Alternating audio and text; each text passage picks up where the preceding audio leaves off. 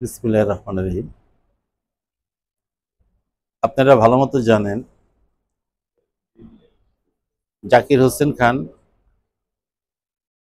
বাংলাদেশ জাতীয়তাবাদী ছাত্র দলের প্রাক্তন নারায়ণগঞ্জ জেলার সভাপতি।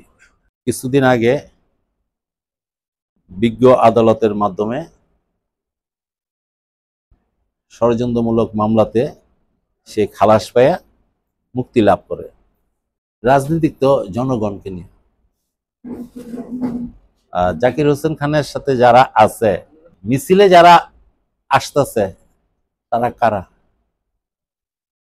তারা বাংলাদেশ জাতীয়তাবাদী দলের আদর্শ উদ্দেশ্য বিশ্বাসী হয়ে তারা তার মিছিলে অন্তর্ভুক্ত অতীত ছিল এবং বর্তমানে আছে। জাকির খান তার মুক্তিতে বাংলাদেশ জাতীয়তাবাদী দল নারায়ণগঞ্জ মহানগর অতীতেও যেরকম শক্তিশালী ছিল, আগামী দিনেও শক্তিশালী হবে। আগামীতে জাকির হোসেন খানের উজ্জ্বল ভবিষ্যৎ আমি কামনা করি।